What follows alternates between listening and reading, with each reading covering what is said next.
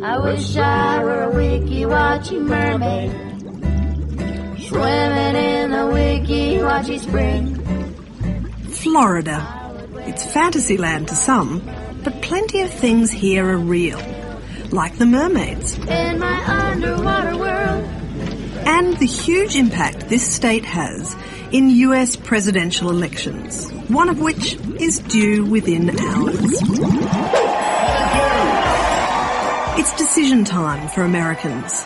Cast a vote for 4 more years of Barack Obama? Barack Obama! Or show him to the door and vote for Mitt Romney instead. No Obama! No Obama! Or of course, in options-laden America, there's always a third choice. If you think the whole campaign's got a bit ridiculous, then just don't bother voting at all. I think the highly sophisticated philosophical phrase is, you got to put the corn down where the goats can get it. It's complicated. More complicated than trying to comprehend their footy. Their prehistoric voting machines. Did they still have the Ulysses S. Grant button? Tougher than shoveling for shellfish in 120 degrees. Tommy says that working these rakes requires a strong back and a weak mind. Pretty much. And there ain't a whole lot to it, that's for sure. But we're going to try to make sense of it in the swingingest of all swing states. Can Florida tell us how the nation will go? Well, buckle up. We're going up around the bend to find out. There's a place up ahead and I'm going just as fast as my feet can fly. Come away if you're going. Leave the sinking ship behind. Come on the rising wind. We're going up around the bend.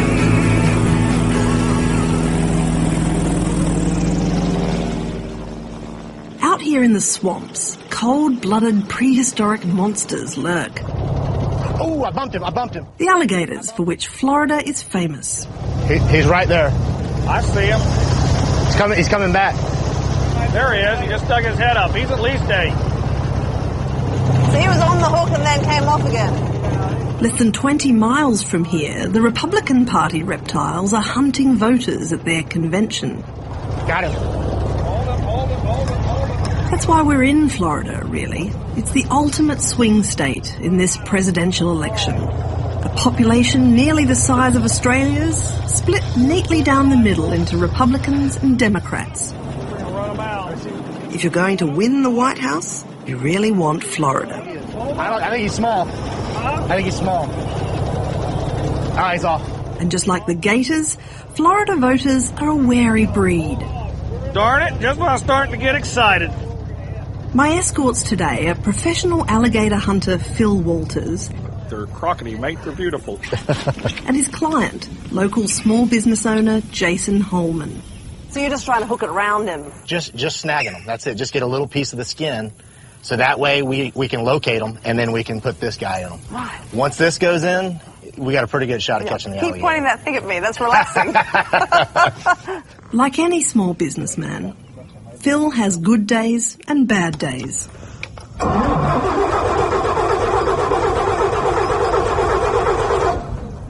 But the last 4 years have brought more bad days than good.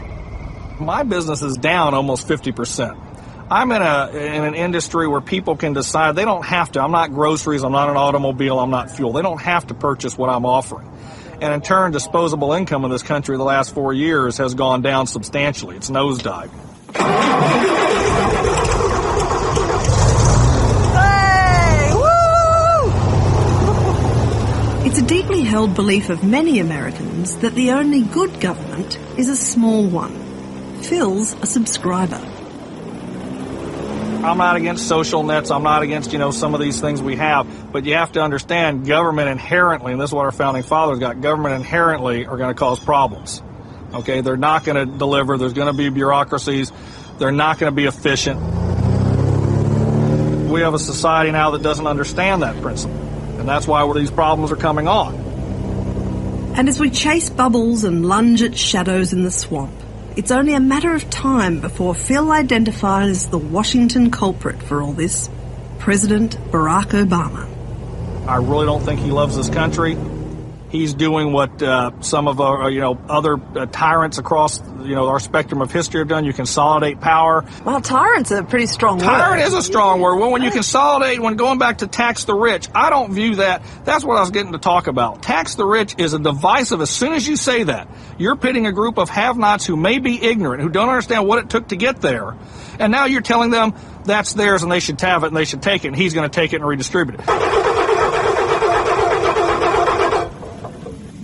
This is definitely a socialist plot. Absolutely. The vast conspiracy. The Gators are in on it. They probably had something to do with it. Come on, the rise and win. They're going up around the bend. Yeah! What are governments for, anyway? To step in times of difficulty and try to help those who are struggling? Or to get the hell out of the way and let American enterprise lead the recovery?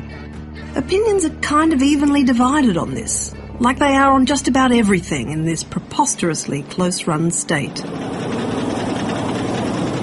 Well, to the great disappointment of everybody on board, but I suspect to the satisfaction of most of the alligators in that lake, we've come home empty-handed. Never mind, Phil assures me that is hunting, and I'm not 100% disappointed myself, I have to admit. But we've got about an hour and a half now to get back to Tampa and get cleaned up to interview Jeb Bush, the former governor of Florida. Hopefully he won't get away.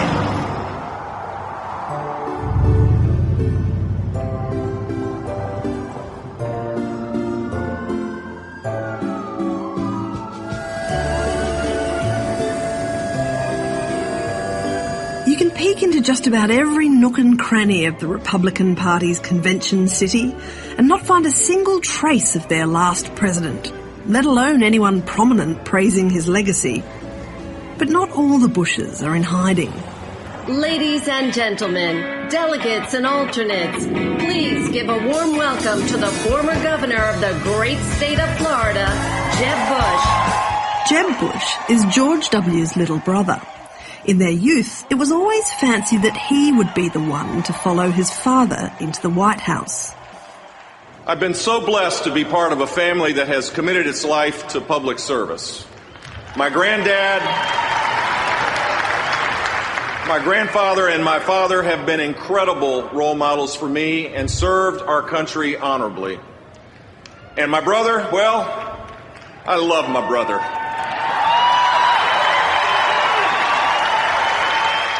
He's here at the convention to talk to fellow Republicans about his big passion, education.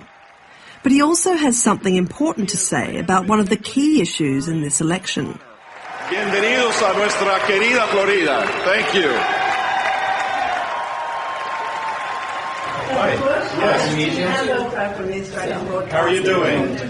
Governor Bush says the Republican Party needs to change the way it talks about immigrants. It's great to see you. Tone matters. It matters a lot. And, with the demographics of our country changing pretty quick, it's foolhardy. Not this election so much as my point really relates to the long-term implications of this as we become a majority-minority population. Yeah, because according to this year's census, last year was the first year in history where white births were in the minority in this country. Absolutely. So, over the next 20 years as Latino voters and Asian voters emerge and go from being residents to citizens to voters. If you constantly send a signal, we want your vote, but you can't join our club, you can't be on our team, that's foolhardy. In Florida, the Latino vote will be crucial. More than 4 million Hispanics live in this state. But America's immigration system is famously complicated and politically fraught. There's a sizable community of shadow Americans, immigrants who live and work here but aren't counted as citizens. The simple fact is, if we had the Australian immigration policy or the Canadian immigration policy, our country would be growing at a far faster rate today. we would be growing at a sustained rate that would lead the world, would help the world. We're a $16 trillion economy. When we lag along at 1% growth, it hurts everybody. But if we're growing because we're aspirational, we can achieve great things.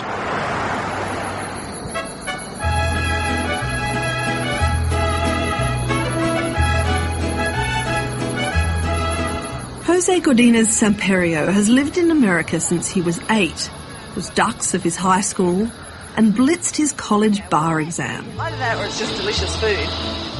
But he can't practice as a lawyer. Actually, he can't get a driver's license, or catch a plane, or even catch a Greyhound bus. Cheers. Because his parents came here without papers.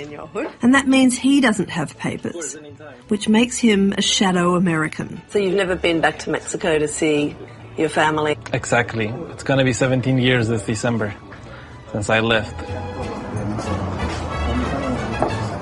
It's believed the US has around 11 million people like Jose, living in a kind of legal limbo where they go to school, work, and pay taxes, but aren't officially even supposed to exist.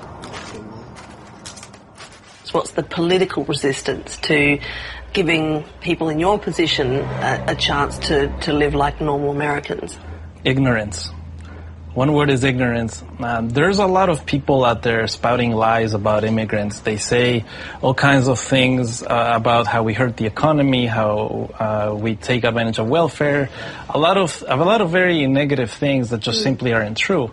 And I know they're not true because I don't qualify for welfare. And I know they're not true because I have never taken advantage of anybody here. And I have always followed all the things a good citizen should follow in this country. President Obama has promised people like Jose that under new legislation known as the DREAM Act, they'd be allowed to apply for citizenship.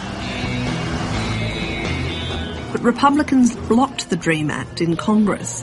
Presidential candidate Mitt Romney says he will redraft America's immigration laws, but it's not yet clear exactly how.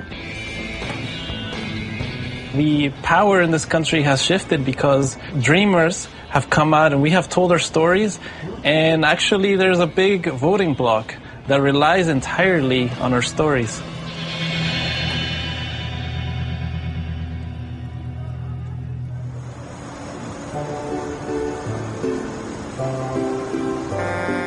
As the Republican Party convention rolls on in baking hot Tampa, two passionate camps are installed.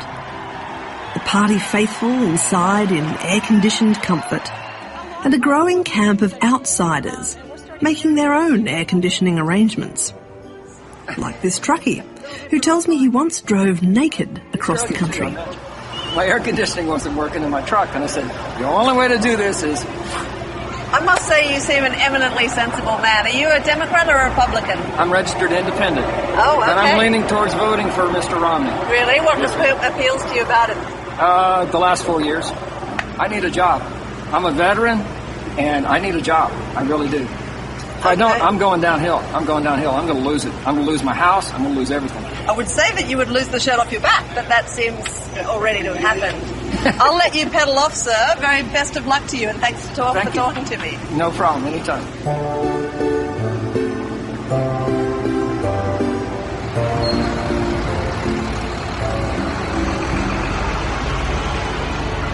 Not something you'd see too often in an Australian election campaign, but it's commonplace here in a US election campaign. Giant mobile billboard with a picture of a 15-week-old aborted fetus on the side. Just an illustration here at the Republican National Convention of just how central this issue is to American politics. It's wicked, and that's why God typified a dog. Out on the convention's fringe, you'll see some very confronting images and hear some of the most extreme points of view. I cannot vote for a man that has his religion wear this.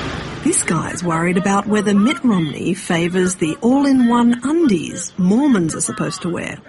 Oh, and a few other things. Would you vote for a guy who wears something like this? I would have reservations. I would have can't tell a lie. reservations too. And personally, in my opinion, women shouldn't be voting in the first place. Well, we might have to differ there, I suspect. You know, when you give women a little authority, next thing you want to know is they're going to kill their babies and call it abortion. That's horrible. Are you for women aborting their babies? Well, I've kind of obviously made a fairly clear choice here. Women seem to be on everybody's minds in this election. A lot of discussion about what they should and shouldn't do with their bodies. Sheriff's deputies are going house to house looking for people who may... And I'm off to see a couple who know all about that. Just down the road in Orlando. A pair of Democrat heavy hitters. One of them's the owner-operator of Florida's most famous uterus. Mothers, don't let your daughters grow up to be strippers. A couple of Canadian strip clubs near Detroit. Hi, Scott. Hey, Hi, how are I'm you Annabelle Crabb. Nice to meet very you. nice to meet you. How far along are you? 6 months. Oh, yeah. wow, that's wonderful. So having a post-election baby. Oh, that's cool, though. That's the best way to do it. We had a pre-election baby, and that's a little crazy. Right, quite. There's no doubting their party allegiance. Scott and Susanna Randolph named their daughter after two Democratic leading ladies. This is baby Hillary Eleanor? Yes. Could you have a more Democratic baby? Scott is a lonely Democrat in Florida's Republican-dominated state parliament, where there are 18 separate bills aimed at winding back abortion rights. I think one of the things that Australian observers often find difficult to understand about American politics is why abortion and reproductive issues play such a key role. Why is that? We tend to ask ourselves the same question because it feels like we're still arguing 18th century politics in the 21st century. You've got the Republican Party now arguing about whether birth control should be legal. We always say, the Republican ticket this year with Romney and Ryan is the perfect ticket for 1950. Join Mitt Romney and me. Mitt Romney's running mate, Paul Ryan, has sponsored legislation in the National Congress that would give a fertilised egg the same legal and constitutional status as a person from the very moment of conception. I think across the board, the agenda of the far right is to, I think, push women back into the home, make them baby makers again, and take their voice out of politics completely. A lot of people might say that that's an extreme way to look at it, but when you really string together all of the policies that they support, all of the issues and initiatives they are pushing, it is very anti-woman at every single level. Now, about Susanna's uterus. It became famous last year when Scott claimed in Congress that Republicans didn't like governments interfering with corporations but couldn't wait to regulate women's bodies. I said, if my wife incorporated her uterus, maybe I would finally deregulate it. And the speaker sent word that I was no longer allowed to say that word because it was a sensitive word to teenagers. Uterus. Yeah. Yes. So I was barred from saying any more body parts on the House floor, even though I don't know what else you call a uterus except a uterus. Was the word nose outlawed too? Apparently. Just lady bits. Yeah, apparently just lady bits. It sparked a huge outrage. Women across the state, it was like the last straw. It was like women said, wait a minute. You can't say the word uterus. Now, there's 18 bills to regulate what we do with our bodies. And now you're saying we can't even say it on the House floor. My reaction when we were talking later was kind of, if you don't want it said on the floor, stop trying to regulate it. Yeah. You got a future in politics, I tell you.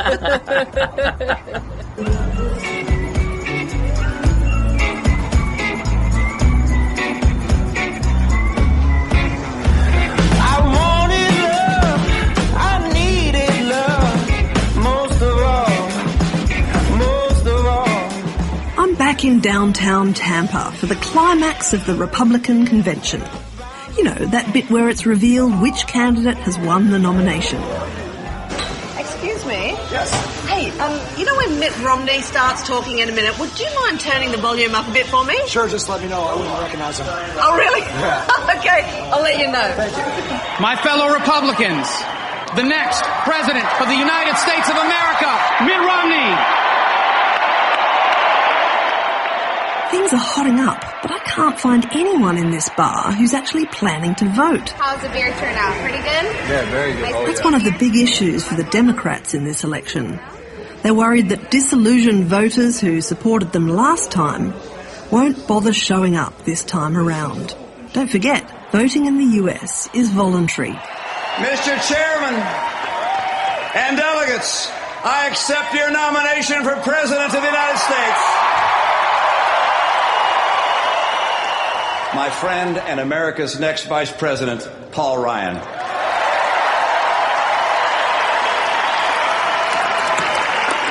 I love the way he lights up around his kids and how he's not embarrassed to show the world how much he loves his mom.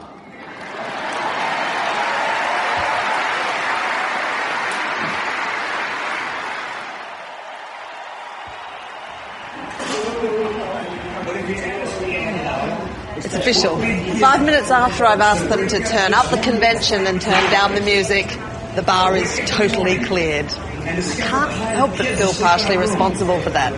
Me and Mitt, that is. Please don't let me be misunderstood. Don't let me be misunderstood. I try so hard. If I'm going to see Florida properly, I'm going to need the right wheels. Pop up, watch your head. What's under the bonnet here? This is Jasmine. She hails from the mid-70s. Gear-wise, she's got 4 on the floor, and she boasts a ladylike top speed of 50 miles per hour. With the gears, the reverse is down and on this side a second. To the left. Yeah, there you go. You just had it. So you are in neutral. Okay. Yep. Yep, and then down. And right there. I think I just went into labour. Right, don't do that. I know. Don't do that. That's in your insurance policy, right? I don't think so.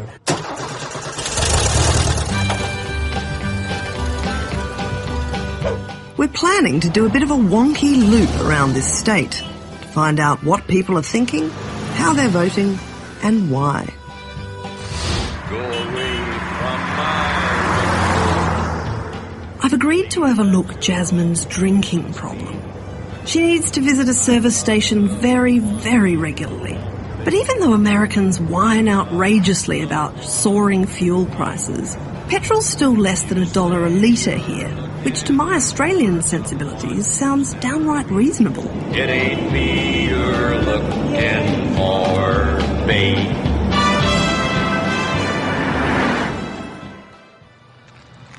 Geography doesn't lie, and Florida's firmly part of the South, as I'm about to be rather thrillingly reminded.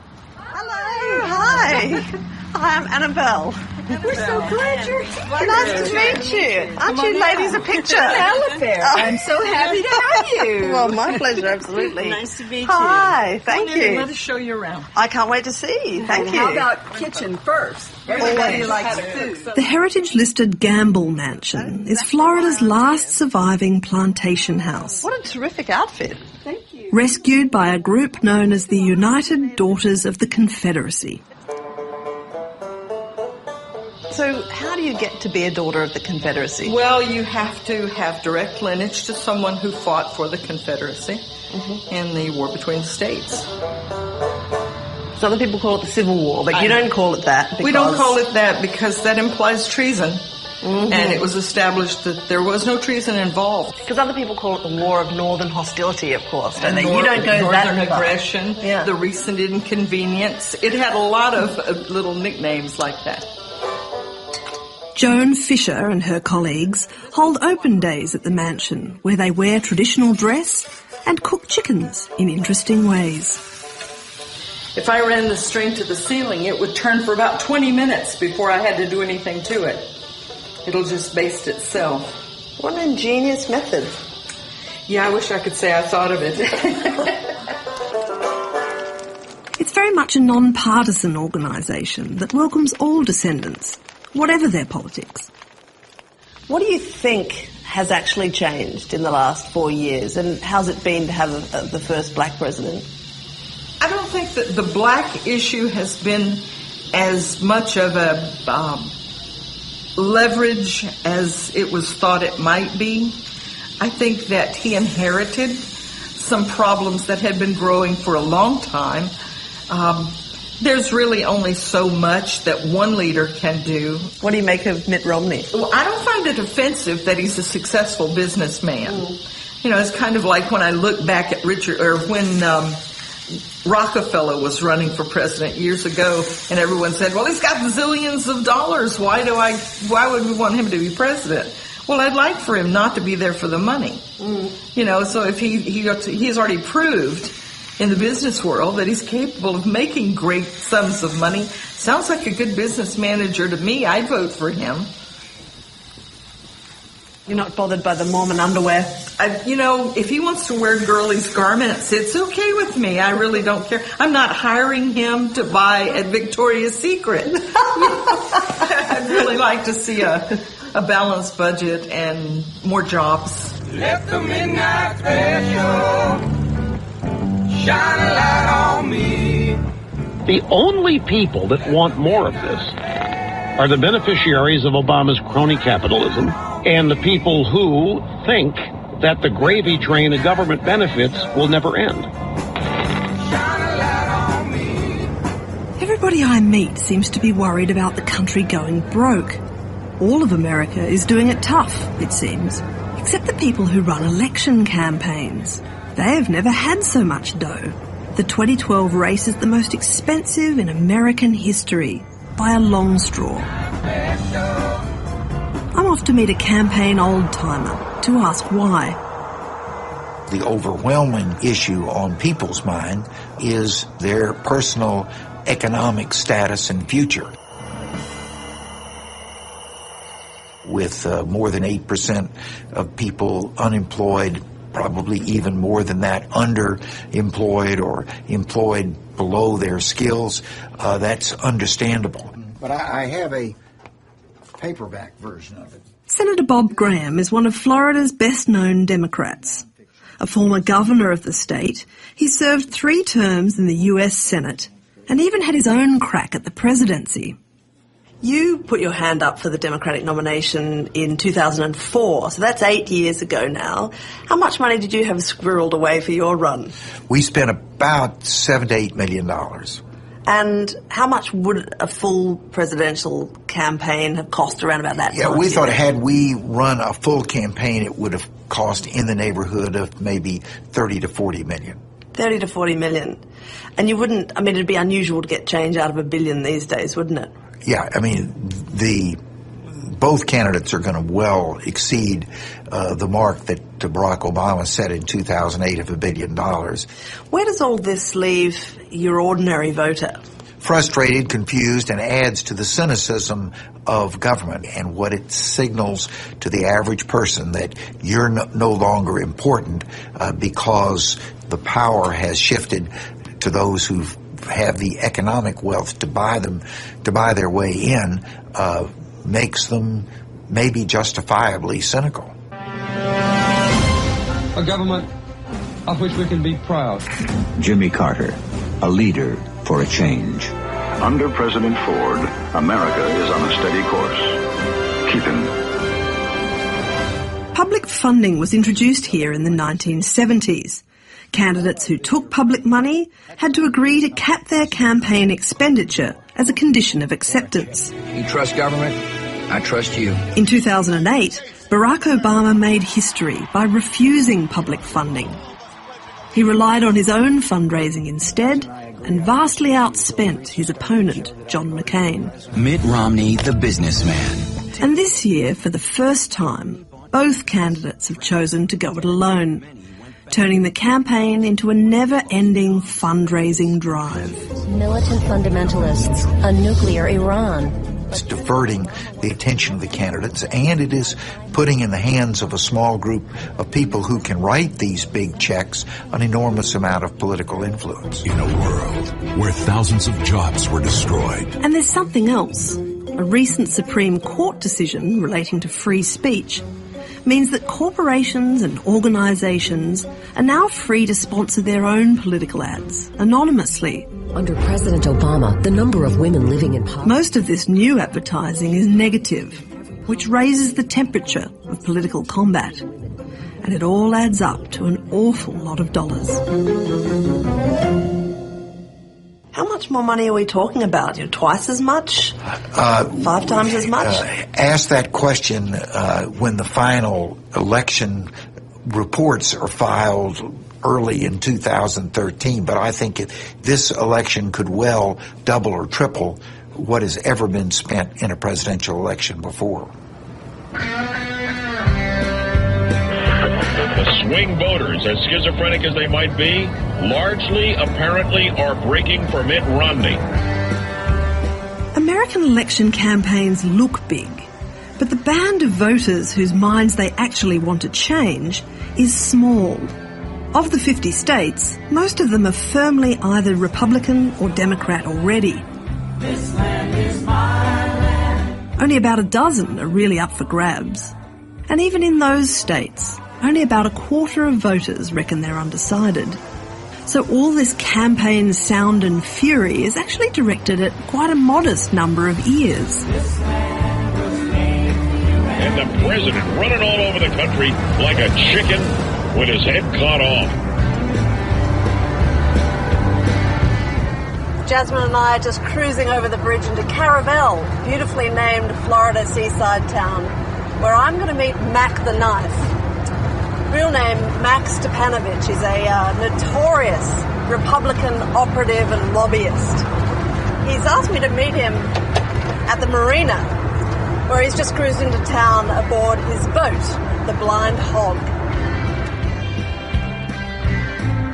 Max Stepanovich played a key role in the infamous Bush-Gore election back in 2000, when he helped get the Florida vote count stopped and George W. Bush declared the winner.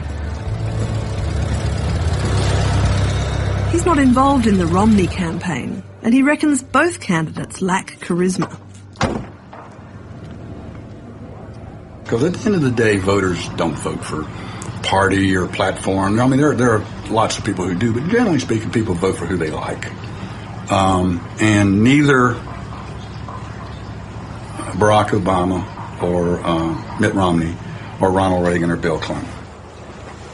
I mean, I remember one time my brother and I were just sitting down the coast on the porch in the evening having a drink during all the controversy in the Clinton administration. He said, "Let me ask you a question." He said, "I know that we're professional Republicans," he said, "but Bill Clinton's a Southern boy from Arkansas. He'll take a drink, likes to smoke a cigar, he fancies the ladies, and he'll lie under pressure." He says, "What is it we don't like about it?" And Ronald Reagan was different, obviously, than Bill Clinton, but kind of had the same effect. And if you look at the way they were able to cross the aisle and achieve things, it was because they were men who were bigger than the problems. America's problem today is our problems are bigger than the men. According to Mac, rather than trying to debate complicated policy matters, it's easier just to focus on a simple slogan like no abortion or tax the rich. So the challenge becomes how to have an argument that's comprehensible to the biggest number of people. Is that it? Well, to come up with, I think the highly sophisticated philosophical phrase is, you got to put the corn down where the goats can get it. So they become proxy issues. They become about defining yourself, where you stand. Yeah, they just become buzzwords. They become silhouettes behind which there may or may not be anything. Obama's a Harvard-educated lawyer who's never worked a lick in his life. Mitt Romney has got his own claims to privilege and stuff like that. And so what they're trying to do and need to do is convince my dad at his double-wide trailer down in Williston that they have some connection to him.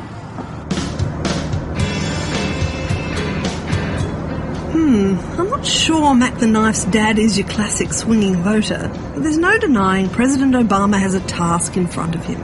I'm off to Tallahassee to watch Obama's convention speech with a crowd of his closest supporters. Incomes in this country, on the average, are down more than $4,500 a year per family. All of these chickens are going to come home to roost. Unemployment in Florida runs above the national average, and so do housing foreclosures. The gap between rich and poor in America is now the biggest it's been in 40 years. There's a Walmart, the giant one. They're everywhere, of course. An icon of American retail. And of American wealth, actually. There are 6 members of the Walton family, heir to the Walmart fortune. They are worth $70 billion, which is the same amount as the bottom 30% of the American population, or 100 million people. And the mighty American middle class is shrinking. In 1970, the share of national income going to the middle class was 62%. But by 2010, that was down to 45%.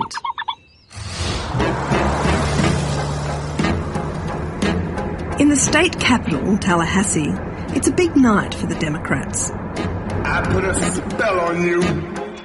They've gathered to listen to the president's acceptance speech at the Democratic National Convention. Because you're mine. Here again, there's less enthusiasm than organisers might have hoped. The crowd is half the size they were expecting. But there's still plenty of Obama love in the room.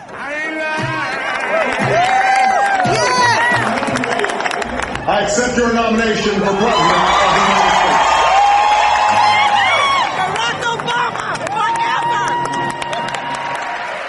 States. You're the reason there's a little girl with a heart disorder in Phoenix who'll get the surgery she needs because an insurance company can't limit her coverage. You did that. What is it about the typical American campaign event that reminds me so irresistibly of a Wiggles concert? Why does there always have to be squealing and singing and placards and balloons? I guess it's the voluntary voting. You have to get people excited somehow. What do you think the biggest misconception about Obama is? Misconception? Yeah. I can't think of anything negative about him, period. Barack Obama, you either love him or you hate him. A bit like his healthcare plan, really, which is either the best thing since sliced bread or the surest sign yet of a socialist apocalypse, depending who you're talking to. I put a spell on you. Everyone's so busy having one opinion or the other, it seems precious few actually understand the fine print of Obamacare.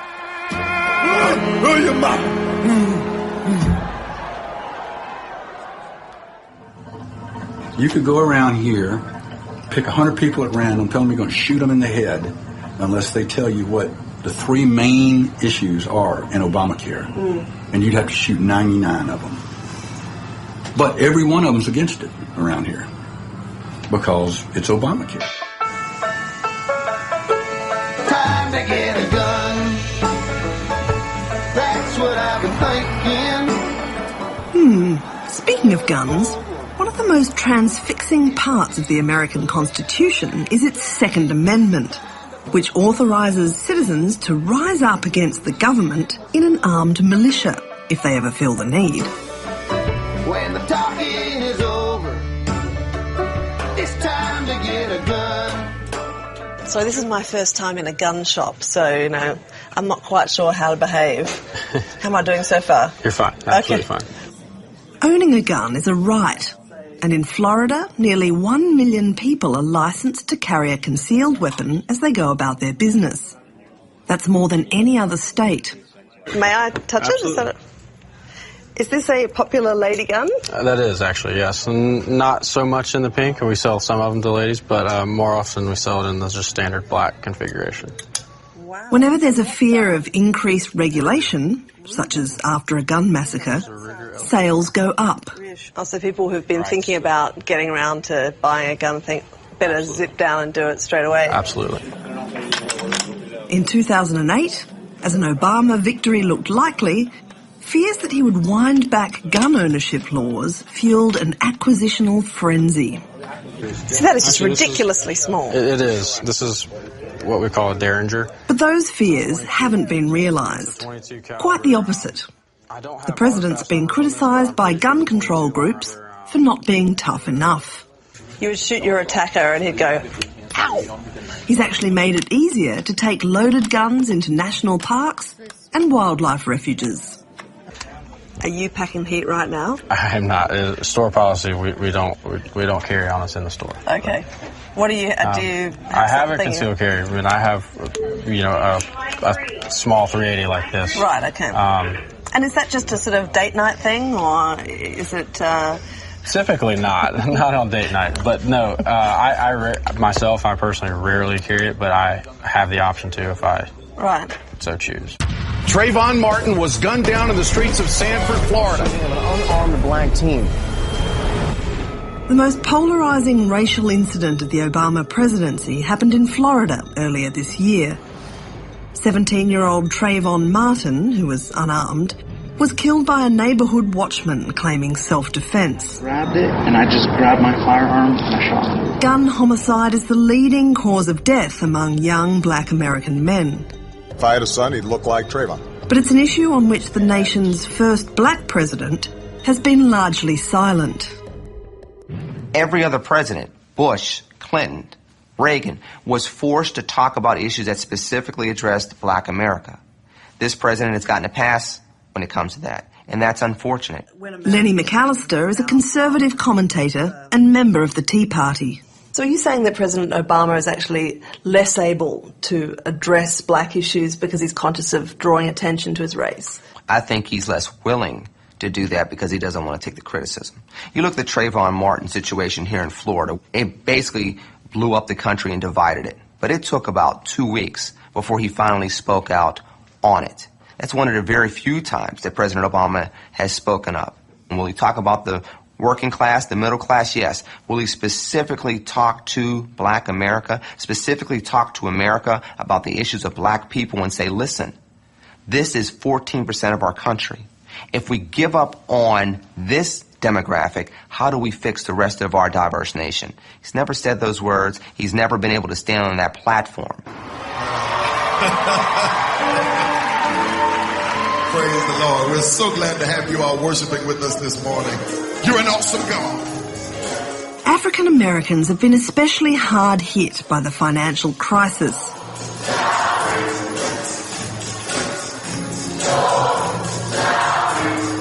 For many in the congregation here in Tallahassee's New Mount Zion Church, life's got a lot harder in the past 4 years.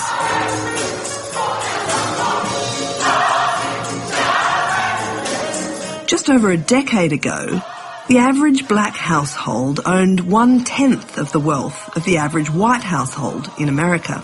Now it's down to 1/20.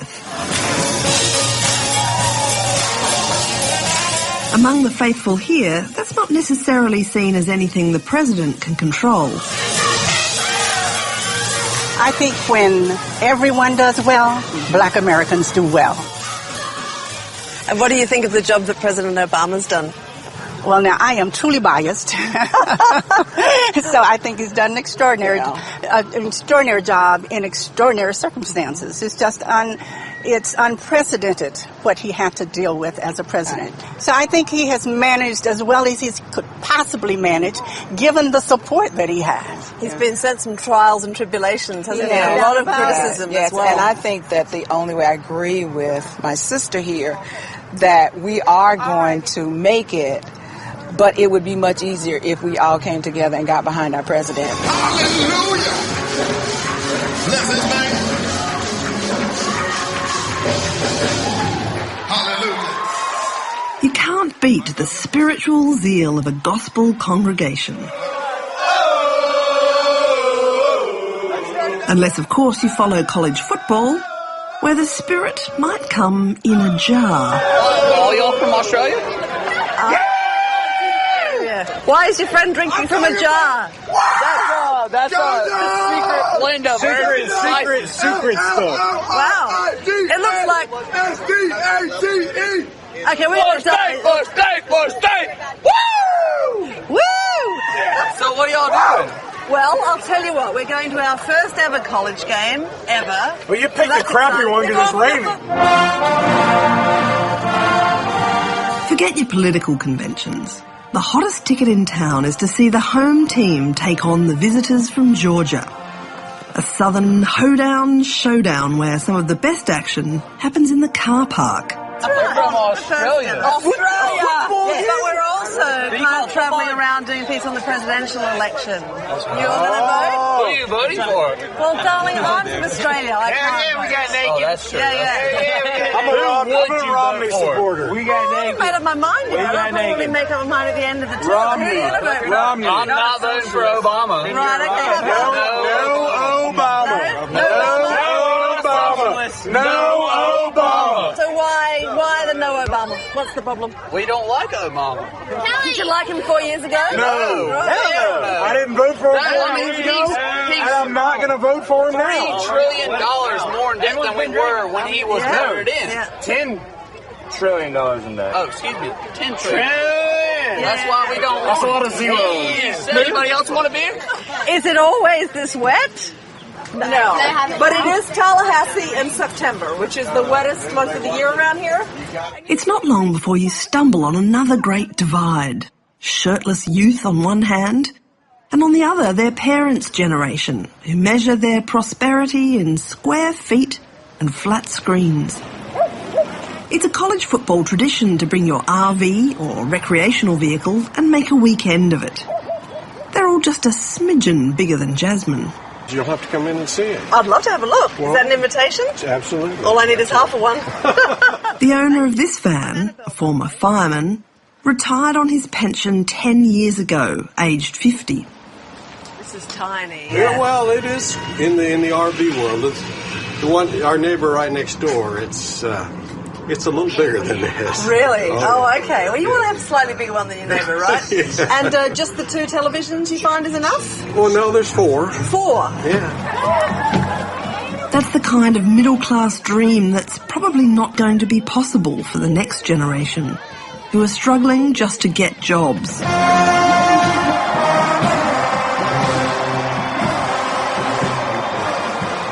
Meanwhile, over at the stadium, another uneven competition is underway. Well,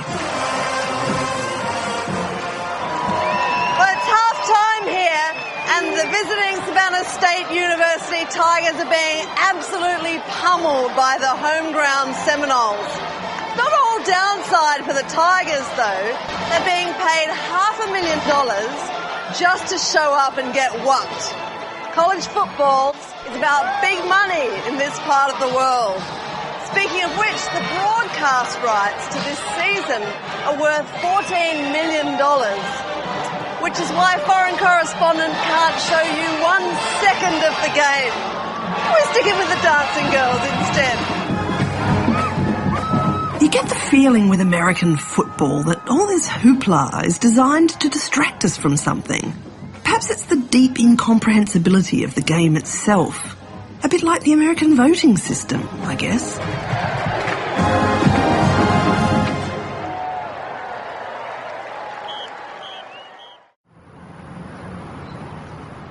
This place looks innocuous enough from the outside, but it's home to the most devilishly convoluted of America's democratic traditions, the Florida vote count. So, what is this fabulously Soviet-era piece of equipment in front of us? Well, this 1,000-pound piece of steel actually is a lever voting machine. Right. Invented by Thomas Edison in the late 1880s. Ion Sancho is the supervisor of elections for Leon County and is everybody's go-to guy when it comes to trying to understand the very strange voting system here. This device was developed to limit fraud that was going on in election offices around the country. Right. To vote. If any further proof were needed that this place is completely bonkers when it comes to the electoral process, this machine was still being used in New York as late as 2008. Did they still have the Ulysses S. Grant button? Well, they changed the name and had other candidates, but when This was the 2008. 2008. Even though the last one of these machines rolled off the assembly line in Jamestown, New York in 1947. Let's go and have a look at some of your more modern stuff. All right, we'll do Let's that. move into the Mesozoic era, shall we? Recount! Revote! Recount! Iron was at the centre of the Bush-Gore kerfuffle in 2000, when the world watched in amazement as Florida's weird voting system generated a blizzard of hanging, pregnant and dimpled chads.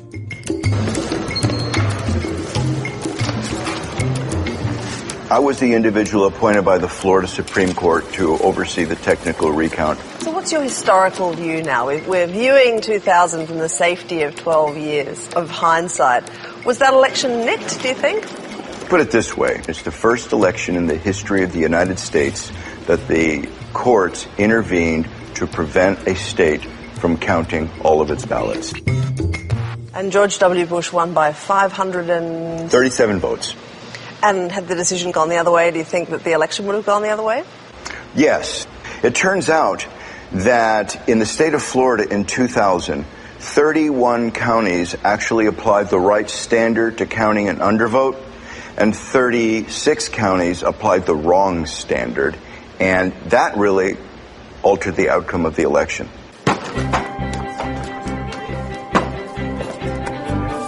Chatting to Iron makes me homesick for the cool efficiency of the Australian Electoral Commission, I must admit. Over here, every county and every state has a different method of gathering and counting votes. It's your classic dog's breakfast. And most of the officials in charge are elected party members, rather than neutral public servants. The true danger to elections is really by incompetence of election officials and partisans who are trying to put their hand on the scale of justice and tilt the process. And the only thing matters is, did you win? That's how American politics is played today. It's sort of a bare-knuckles brawl match. And if you're in charge of the process, you may use your power to try to influence the process. After the 2000 debacle, Americans created a special agency to work out a national approach to voting. But the political atmosphere in Washington is so poisonous, no one can even agree who should sit on it. Well, as the agency appointees completed their terms, the United States Senate refused to fill any of the positions. And today, if this four-member panel actually has no appointees filling those 4 slots, they have a complete staff, and basically we call that kind of an agency in Washington, it's a zombie agency. It's a dead agency walking. So everybody agrees that 2000 revealed the unreconstructed craziness of the American voting system. The really scary thing is that that was 12 years ago, and Washington's famously dysfunctional political apparatus has failed to do anything about it.